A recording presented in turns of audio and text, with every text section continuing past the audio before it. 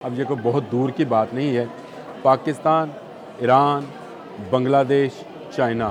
یہ ایک بڑا بلاک ہے جس میں ترکی بھی شامل ہو جائے گا۔ ترکی گو ابھی نیٹو کا رکن ہے، لیکن بہت جلد ترکی جو ہے اپنا گروپ بدلے گا اور پاکستان، ایران اور چائنا کے ساتھ آ ملے گا۔ بھارت نے ہم سے ہمارے اپنے بھائی، ایک طرف بنگلہ دیش، دوسری طرف ایران، مشرقی پاکستان اور ایران کو کاٹنے میں کامیاب ہو گیا، لیکن وقت کا پہیہ بہت تیزی سے گھوما ہے اور بنگلہ دیش جو سابق مشرقی پاکستان ہے وہ دوبارہ پاکستان سے آ ملا ہے اور وہاں کے اب فوجی افسر نے بہت لمبے عرصے کے بعد، اگر کہنا چاہوں تو 1971 کے بعد جو ہے پاکستان کا دورہ کیا ہے۔ بسم اللہ الرحمن الرحیم، بولتے کالم کے ساتھ میں عامر رضا خان، اور میں خوش ہوں کہ بھارت اکیلا رہ گیا خطے میں۔ اس وقت بھارت کو کوئی منہ نہیں لگا رہا۔ وہ جو کہتا تھا کہ پاکستان جو ہے وہ سارے فساد کی جڑ ہے، آج ساری دنیا نے مان لیا کہ ہم نہیں، بھارت فساد کی جڑ ہے، اور اس کا مطلب یہ ہے کہ اب پورے خطے میں بھارت کے ساتھ کوئی ملک نہیں ہے۔ اور یہ خیال مجھے اس لیے آیا کہ ایک طرف بنگلہ دیش سے بھارتیوں کو اور بھارت کے چاہنے والوں کو ذلیل و خوار کر کے نکالا گیا، دوسری طرف چین بیٹھا ہے جو پاکستان کا وہ دوست ہے جس پر ہمیشہ ہم نے اعتماد کیا اور ہمیشہ ہم نے فخر کیا ہے کہ چین ہمارا دوست ہے، اور اب ایران جو ہے جس کو کبھی پلڑے میں ڈالا جاتا تھا بھارتیوں کے، وہ بھی اب پاکستان کے پلڑے میں آ گیا ہے۔ اور دوسری طرف ترکی بھی، جو آپ کو یاد ہوگا 1965-7 میں RCD بنی تھی، جس میں ایران، ترکی اور پاکستان جو تھے وہ حصے دار تھے اور شامل تھے اور ترقی کر رہا تھا ملک۔ تینوں ممالک جو تھے آپس میں مختلف شعبوں میں تعاون کر رہے تھے، لیکن پھر ایک وقت ایسا آیا کہ بھارت نے ہم سے ہمارے اپنے بھائی، ایک طرف بنگلہ دیش، دوسری طرف ایران، مشرقی پاکستان اور ایران کو کاٹنے میں کامیاب ہو گیا، لیکن وقت کا پہیہ بہت تیزی سے گھوما ہے اور بنگلہ دیش جو سابق مشرقی پاکستان ہے وہ دوبارہ پاکستان سے آ ملا ہے اور وہاں کے اب فوجی افسر نے بہت لمبے عرصے کے بعد، اگر کہنا چاہوں تو 1971 کے بعد جو ہے پاکستان کا دورہ کیا ہے اور ہمارے چیف آف آرمی سٹاف حافظ عاصم صاحب سے ملاقات کی ہے، اور اس کے بعد ایرانی چیف جو ہیں وہ پاکستان تشریف لائے ہیں، جنہیں بہت زیادہ پروٹوکول دیا گیا ہے اور جن کا انہوں نے نہ صرف صدر پاکستان جناب آصف علی زرداری سے ملاقات کی، بلکہ عاصم منیر سے بھی 1-on-1 ملاقات کی، اور 1-on-1 ملاقات میں دفاعی نقطہ نگاہ سے پوری دنیا میں اس وقت وویلا ہے۔ آج عرب نیوز کی خبر ہے کہ پاکستان اس خطے میں ایک بڑی ایٹمی قوت بن کر ابھرا ہے، اور انہوں نے ساری بات کا جو لب لباب ہے وہ انہی چیزوں پہ نکالا ہے۔ اور تیسرا انہوں نے بتایا ہے کہ ترکی جو ہے وہ آلریڈی پاکستان کے ساتھ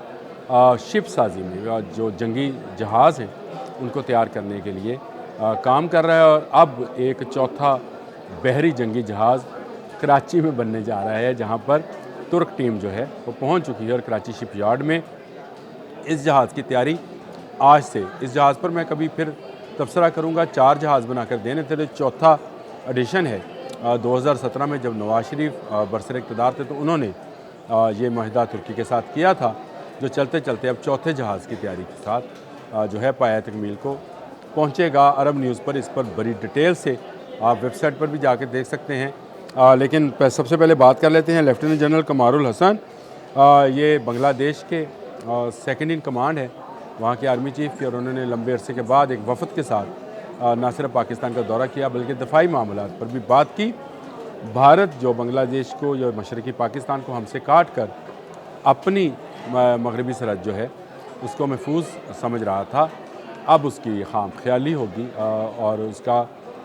یہ نظریہ کہ پاکستان تنہا ہے، ایک طرف ایران ہے، پھر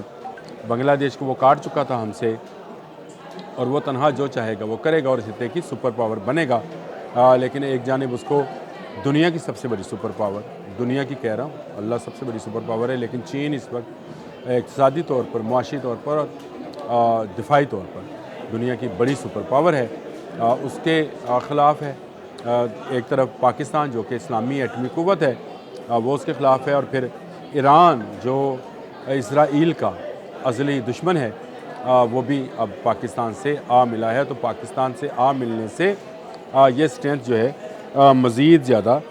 بڑھ گئی ہے، اور وہ ایرانی میجر جنرل محمد بغاری، میجر جنرل محمد بغاری جو ہیں انہوں نے ملاقات کی ہے، اور میں نے آپ کو ایک پہلا ویلوگ آپ کو یاد ہوگا جب میں نے کہا تھا کہ پاکستان طیارہ سازی میں داخل ہو گیا اور طیارہ ایکسپورٹ کرنے کی آ گیا، جنگی جہاز کی بات کر رہا ہوں، اور JF-17 تھنڈر کا خریدار ایران ہے۔ اس وقت میری بات پر بہت سارے لوگوں نے نیچے کمنٹ کیا تھا کہ شاید یہ خام خیالی ہے، ابھی قصہ بڑی دور ہے، لیکن آپ دیکھ لیں کہ ایرانی فوجی سربراہ کا پاکستان کا دورہ اور جنرل عاصم سے 1-on-1 ملاقات، اس میں کیا ملاقات میں بات ہوئی ہوگی؟ JF-17 تھنڈر بہت جلد ایرانی ایئر فورس کا حصہ ہو سکتا ہے۔ اب یہ قرینِ قیاس نہیں ہے، اب یہ کوئی بہت دور کی بات نہیں ہے۔ پاکستان، ایران، بنگلہ دیش، چائنا، یہ ایک بڑا بلاک ہے جس میں ترکی بھی شامل ہو جائے گا۔ ترکی گو ابھی نیٹو کا رکن ہے، لیکن بہت جلد ترکی جو ہے اپنا گروپ بدلے گا اور پاکستان، ایران اور چائنا کے ساتھ ملے گا، جس میں ہم اپنے بنگالی بھائی جو ہمارے بھائی ہیں ان کے ساتھ ملیں گے، جو بہت عرصہ اندھیروں میں رہے ان غداروں کی وجہ سے، جن غداروں نے ان کو بھائی سے جدا کیا تھا۔ اب اس میں ایک نیا قدم آ گیا ہے۔ یہ ایک ایسا جنگی اتحاد ہوگا جس سے نہ صرف بھارت کی ٹانگیں کانپیں گی بلکہ اسرائیل بھی رات چین سے سو نہیں پائے گا۔ یاد رکھیے گا یہ بات، یہ 4 ملکی اتحاد ایسا اتحاد ہوگا جو اس خطے میں نئے سی پیک کو جنم دے گا، ایک نئی اقتصادی راہداری کو جنم دے گا، ایک نئے فوجی اتحاد کو جنم دے گا اور ایک نئی فوجی قوت کو جنم دے گا، جس کا جواب نہ امریکہ کے پاس ہوگا، نہ بھارت کے پاس ہوگا، نہ اسرائیل کے پاس ہوگا۔ آج بھارت کلا رہ گیا اور ہاتھ میں شاید اس کے پاس کچھ افغانستان کا کوئی بلہ ہی کہہ لیتے ہیں رہ گیا، اور کچھ نہیں ہے۔ اس خطے کی مجموعی قوت جس نیوکلس کے گرد جمع ہوئی ہے، اس نیوکلس کا نام ہماری ارض پاک پاکستان ہے، جس کے گرد یہ اب ممالک چلے آئے ہیں۔ بنت شروع ہو گئی ہے اس اتحاد کی، جس کی میں نے بات کی۔ ترکی کے ساتھ ہمارا معاہدہ، ترکی کے ساتھ ہمارے تعاون، اور ترکی مختلف محاذوں پر ہمارے ساتھ کھڑا ہے۔ اب ایران ہمارے ساتھ شامل ہوگا تو پاکستان، ترکی اور ایران، اور جو ہمارا مشرقی پاکستان ہمارے بھائی ہم سے جدا ہوئے تھے، آج وہ بنگلہ دیش ہیں، ان کی ساورنٹی، ان کے ملک کو تسلیم کرتے ہیں، وہ بھی ہمارے ساتھ کھڑے ہوئے ہیں۔ تو اب بھارت جو ہے وہ چاروں طرف سے گھر گیا۔ اور دوسری، میں نے ایک دفعہ پہلے ویلاگ میں بھی بات کی تھی کہ اسرائیل کو سب سے بڑا خطرہ اسلامک اٹامک بم سے ہے، جو کہ پاکستان کے پاس ہے، اور اسرائیل اس بات کی بارہا دہائی دیتا رہا کہ پاکستان ایران کو ایٹمی ٹیکنالوجی ٹرانسفر کر رہا ہے۔ گو ایسی کوئی بات نہیں ہے اور شاید مستقبل میں بھی نہیں ہوگی، لیکن چائنا کا جو JF-17 تھنڈر پاکستان اب اپنے ملک میں تیار کر رہا ہے، ٹیکنالوجی ہمارے پاس ہے، اس کا خریدار ایران ضرور ہے، اور یہ خطے میں جو دفاعی توازن ہے اس کو برقرار کرنے کے لیے ضروری ہے۔ یہ خطرہ اسرائیل کو بھی ہے، یہ خطرہ بھارت کو بھی ہے، اور خطرہ تمام ان ملکوں کو ہے جو پاکستان کے مخالف ہیں۔ ایک بڑی خوشخبری تھی کہ پاکستان، ایران، ترکی، بنگلہ دیش اور چین مل کر ایک فوجی اتحاد بنانے جا رہے ہیں، جس کی ابتدائی شکل جو ہے آپ کے سامنے نظر آ رہی ہے۔ ایک کے بعد ایک آرمی چیف جو ہے وہ پاکستان کا دورہ کر رہا ہے۔ ترکی کی ٹیم پہلے سے ہی پاکستان میں موجود ہے۔ سلام پیش کرتا ہوں حافظ عاصم صاحب کی بصیرت کو کہ جنہوں نے اپنے بچھڑے بھائیوں کو ساتھ ملانے کا فیصلہ کیا، جس کا نتیجہ آپ کو واضح طور پہ نظر آ رہا ہے۔ اب غزہ میں جنگ بندی کر بھی لیں، اسرائیل اپنی جارحانہ پالیسی کو تبدیل نہیں کرے گا۔ اس کا اندازہ پاکستان کو بخوبی ہے، اور پاکستان کو اس کا اندازہ بھی ہے کہ اگر کوئی ملک اس وقت اسرائیل کی ٹکر کا اس خطے میں موجود ہے تو وہ خود پاکستان ہے، اور ایران کے ساتھ اگر یہ پاکستان مل گیا اور ترکی بھی شامل ہو گیا تو نہ اسرائیل کی خیر ہے نہ انڈیا کی خیر ہے۔ آج کے لیے اتنا ہی۔